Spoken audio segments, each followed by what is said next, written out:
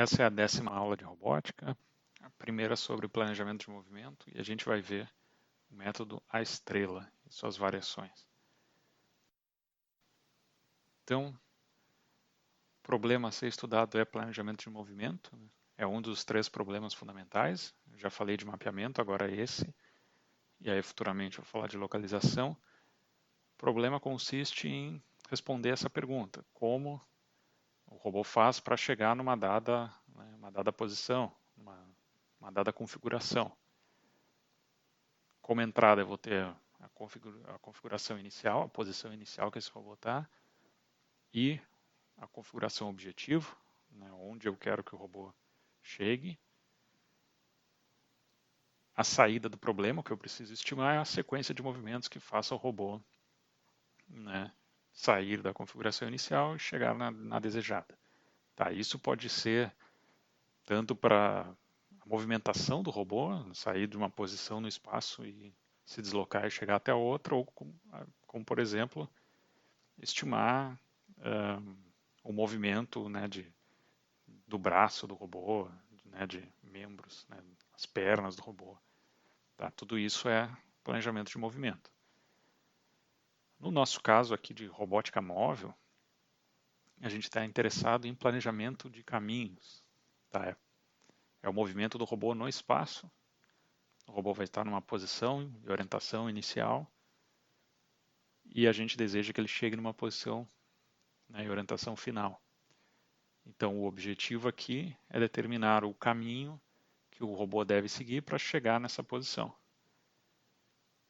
A entrada é o mapa do ambiente, posição, vamos dizer configuração inicial e final, e uma função de custo. Tá? O planejamento vai considerar essa função, que pode ser, por exemplo, a distância. Então, o objetivo é encontrar um caminho de menor custo. Se a função de custo é simplesmente distância, encontrar um caminho mais curto. Tá? Nesse caso aqui, esse exemplo não é o menor caminho, o caminho mais curto, porque a função de custo não necessariamente é só a distância, pode ser a segurança em relação aos obstáculos. Então, passar o mais longe possível de obstáculos no menor caminho possível. Tá? Isso seria uma solução para o problema de planejamento de caminhos. Aqui um exemplo, planejamento de caminhos e um mapa real, ali na URGS, que é um caminho encontrado, por exemplo, numa imagem de satélite do Google. Uma forma tradicional de resolver o problema de planejamento para robôs móveis é fazer esse planejamento sobre um mapa discreto, como uma grade de ocupação. Então, esse ambiente seria discretizado num grid, que teria valores ocupados, valores livres. O robô pode andar sobre o valor livre, sobre células livres. Como que a gente define qual caminho que o robô pode tomar para sair de sua posição e chegar no objetivo? É preciso conhecer as ações que o robô pode fazer e os custos dessas ações. Por exemplo, por aqui vamos considerar que o robô pode se mover um quadradinho por vez, pode se mover para o quadrado da frente e pode girar 90 graus, ou para a esquerda ou direita, considerando que ele está nessa direção, ele giraria para cá ou para cá. O custo dessas ações é 1, logo, o menor caminho para sair daqui e chegar aqui seria 1, 2, 3, aí gira, ou seja, a quarta ação, 5, 6, 7 ações. Tá? Então esse seria o custo, considerando esse mapa, considerando a configuração inicial e final desejada. Se o robô tem diferentes ações, os custos podem mudar. Por exemplo, se a gente define que as ações é mover para um quadrado adjacente, ou para frente, ou para o lado, ou para o lado esquerdo, ou para o lado direito, agora a gente tem menos ações. Quando passa desse quadrado para esse, uma ação é virar e ir para o quadrado vizinho. não teriam 6 ações. Mas também é possível que algumas ações tenham custos maiores que outras. Tá?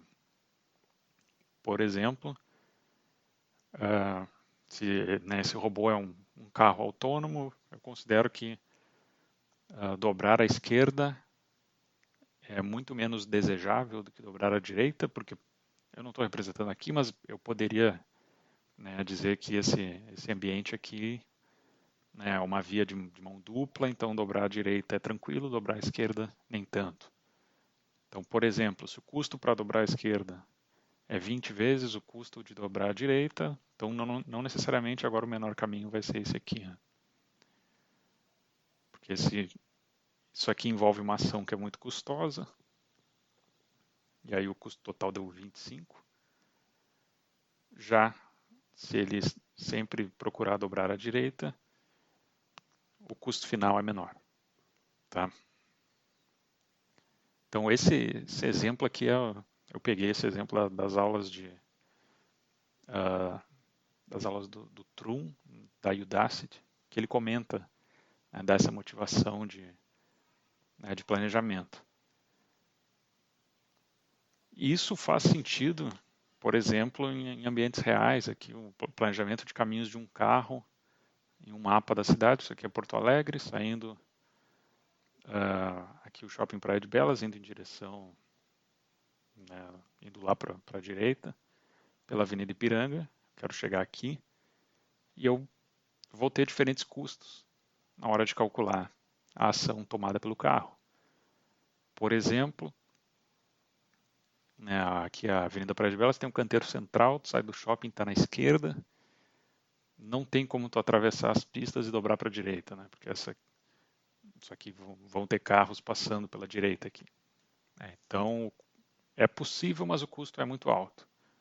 Outra forma é tentar atravessa a Avenida Ipiranga, pega a faixa mais da direita, e tem que fazer isso de forma rápida, para dobrar na primeira rua possível, depois dobra de novo, atravessa a Ipiranga e corta, né, corta para a esquerda. Esse caminho é bem plausível, é geralmente o que o GPS manda, mas isso aqui tem que ser feito de forma rápida, né, atravessar todas as pistas, senão tu perde essa entrada e aí vai adiante, o caminho já não é o mais curto possível. É um caminho possível, tá? Aqui tem um certo custo, aqui tem um custo de um semáforo que pode, né, ele pode estar aberto ou não, então é meio na sorte. E outra possibilidade que não tem, né, nada muito complicado, exceto uma quantidade alta de semáforos, que é fazer esse contorno aqui.